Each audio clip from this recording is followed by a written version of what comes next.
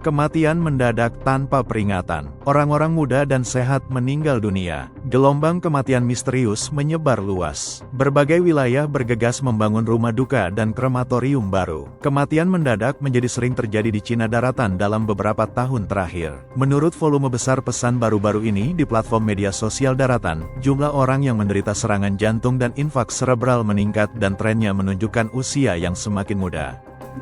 在疫情放开以后，我们村1个月之内死了7个老人。 Seorang blogger menyatakan dengan belak-belakan, tahun ini, hanya dalam 20 hari, 7 orang meninggal di desa kami. Desa itu mencatat 28 kematian dalam 1 tahun. Di antara teman sekelas saya yang berusia 40-an, 7 atau 8 orang dari satu kelas sudah meninggal dunia. Anak muda tiba-tiba pergi begitu saja, tanpa peringatan sama sekali. Sebuah epidemi menyebar di banyak bagian Cina, tetapi Partai Komunis Cina menyembunyikan dan tidak melaporkannya. Penduduk dari berbagai wilayah telah mengungkapkan bahwa epidemi tersebut sedang mengamuk di tingkat lokal. Dengan banyak orang terinfeksi, rumah sakit yang penuh sesak, dan peningkatan kasus parah serta kematian mendadak tanpa peringatan. Populasi telah menurun tajam. Namun, banyak tempat masih membangun rumah sakit baru, rumah duka, dan dengan panik membangun pemakaman. Pada tanggal 10 Februari Komisi Kesehatan Nasional PKC merilis laporan nasionalnya tentang kasus infeksi baru COVID-19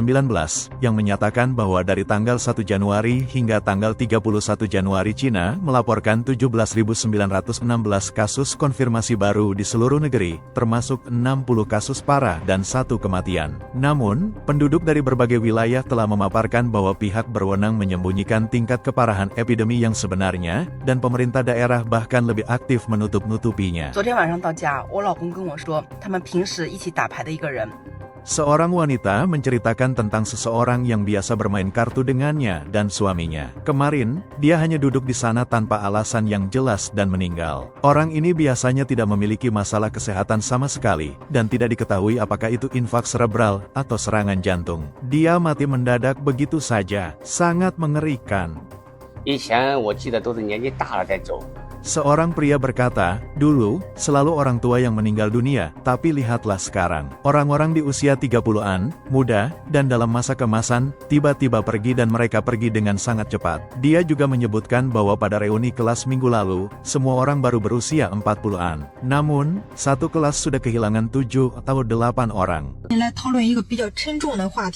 Seorang wanita lain mengatakan ibunya menelepon kemarin, di desa kami tahun ini, 28 orang sudah meninggal. Sebagian besar sudah tua, tetapi mengapa begitu banyak orang meninggal tahun ini? Ada kematian orang tua di tahun-tahun sebelumnya juga, tetapi rasanya tidak pernah sebanyak ini. Dan ini baru di satu desa kami. 大家有没有发现今年得心梗的人特别的多？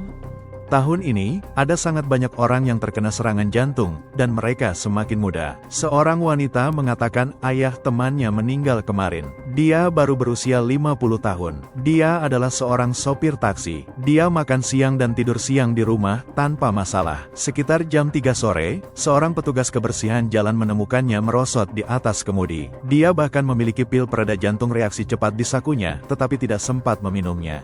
现在去世的年轻人真的越来越多。